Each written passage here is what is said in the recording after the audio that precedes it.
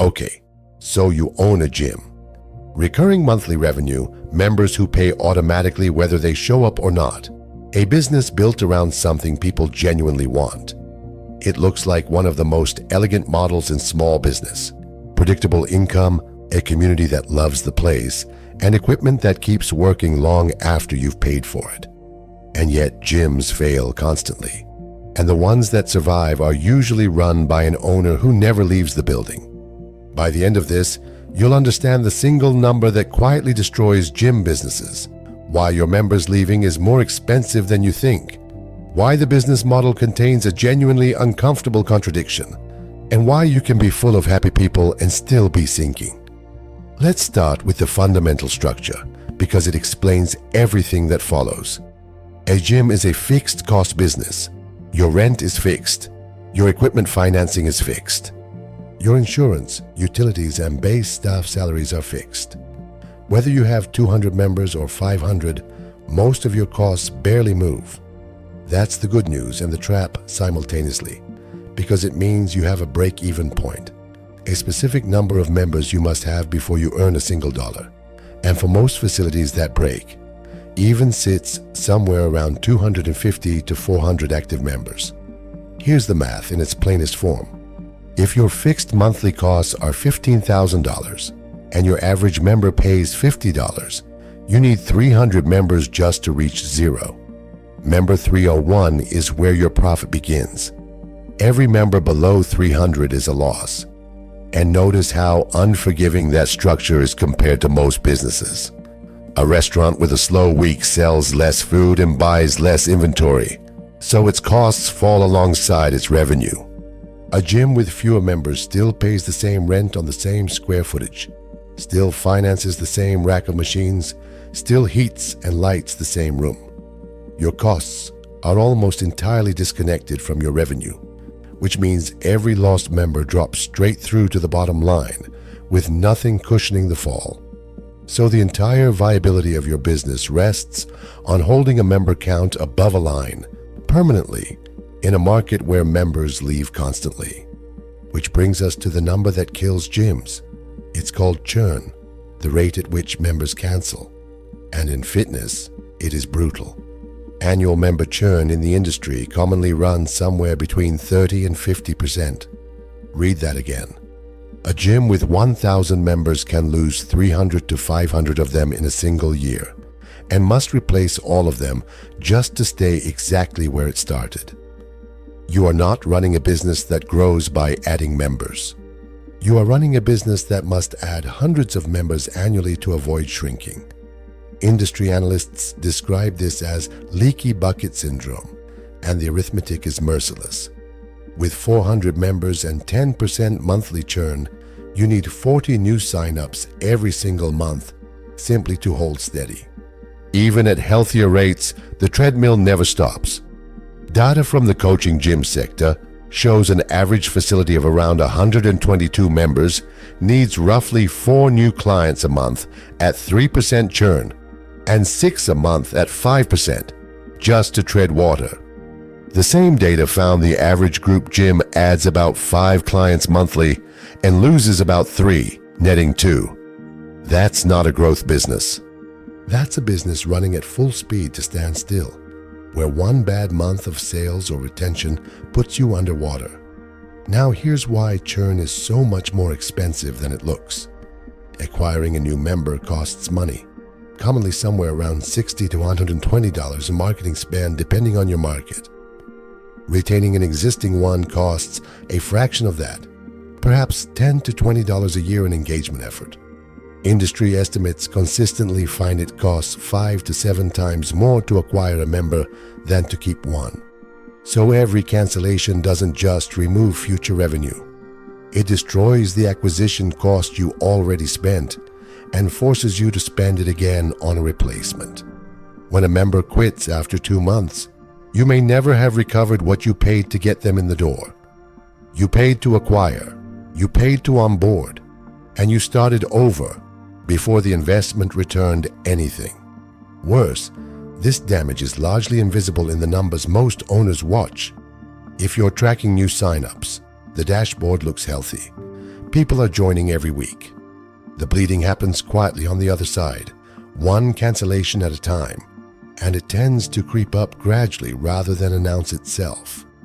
Many owners only recognize the problem when they notice that a year of hard marketing work has left them with roughly the same member count they started with. And this creates a genuinely vicious dynamic in the January cycle every gym owner knows. New Year's brings a flood of sign-ups, your best month by far. Then attrition sets in. Some members disappear after weeks.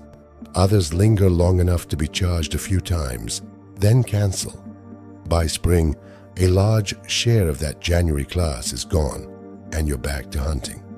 Your business has a seasonal boom followed by a predictable bleed, and you have to manage cash flow around a pattern where your busiest sign-up month is followed by months of losses.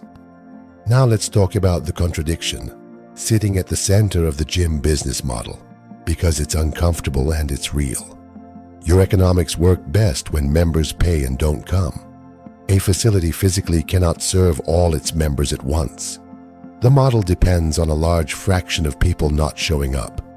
Crowded gyms produce complaints, wear equipment faster, and require more staff. So the ideal customer, financially, is someone who pays every month and rarely uses the facility. But that customer is also the one most likely to cancel. Research on retention consistently shows that a substantial share of cancellations come from non-use, people who disengaged and drifted away. The Health and Fitness Association has reported that roughly 23% of membership cancellations are due to non-use.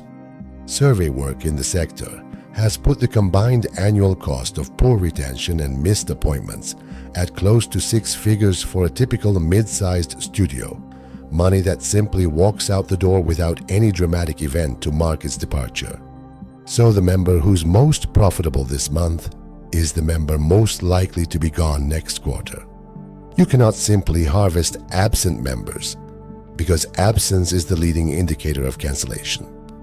To keep them, you have to get them to come in, which costs you money in staffing, space, and equipment wear, and reduces the very margin their absence was providing. That's the bind. Engagement is expensive, and it's also the only thing that keeps revenue alive. Owners who solve this, who build genuine community, track member progress, and make people feel connected, do dramatically better. Research has found that meaningfully improving retention can lift profits substantially, but solving it requires constant personal human effort. It doesn't scale on its own, which leads directly to the other reason owning a gym is exhausting. The owner is the business. In most gyms below a certain size, the owner is on the floor daily, coaching, greeting, cleaning, selling memberships, fixing equipment, and handling every complaint. Industry analysis of struggling gyms repeatedly identifies the same pattern. The owner is stuck working in the business rather than on it, with no time to grow, because stepping back means retention drops, because retention depends on relationships, and the relationships are with the owner. You've built a business whose core asset is your personal presence, which means you can't take a vacation, can't get sick, and can't easily sell the thing, because a buyer is purchasing a member base loyal to a person who's leaving. Then there are the operational irritations that never end. Equipment breaks constantly and repairs are expensive. A broken machine is a visible daily reminder to every member that they might be better off elsewhere. Your facility must be spotless, because cleanliness is one of the fastest ways to lose people. Locker rooms alone are a permanent maintenance and complaint generator. You carry real liability exposure, because people lift heavy objects and run on machines in your building. Staffing is difficult, with trainers who build personal followings and can leave taking clients with them. Every good trainer you develop is a potential competitor in waiting, and the better you train them, the more portable their client list becomes. And your competition is relentless. Budget chains undercutting you on price, boutique studios pulling away your most engaged members, and increasingly, home equipment and app-based fitness that lets someone cancel without ever facing you. That last shift matters more than it seems. Canceling used to require walking in and telling a human being you were leaving. which itself retained a meaningful number of members. Now it's a few taps, and the friction that quietly protected your revenue is largely gone. There's also a pricing problem many owners never escape. Analysts of struggling gyms note that a common failure is simply not charging enough, because owners are personally invested in fitness being accessible and are reluctant to raise prices on people they know by name. When your customers are also your community, a rate increase feels like a betrayal. So you absorb rising rent and costs rather than pass them on, and your margin quietly compresses year after year. So let's answer the real question. Why does owning a gym suck when the recurring revenue model looks so clean? Because it isn't recurring in any dependable sense. It's a bucket losing 30 to 50% of its contents annually that you must refill continuously, at 5 to 7 times the cost of simply keeping what you had. Because you sit above a fixed break-even of hundreds of members, so a modest slump doesn't reduce profits, it eliminates them. Because your most profitable member is your most likely to quit, making engagement both your largest cost and your only defense. Because the retention that saves you runs on personal relationships that require you personally to be there. And because you're competing against price on one side and convenience on the other while trying not to raise rates on people you consider friends. Plenty of gyms make good money, and the best ones, with disciplined retention and multiple revenue streams, achieve genuinely strong margins.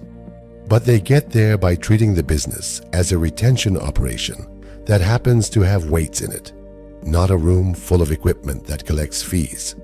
The equipment was never the business. The stubborn, expensive, deeply human work of convincing people to keep showing up is the business, and it starts over every single month, forever, whether or not you have the energy for it.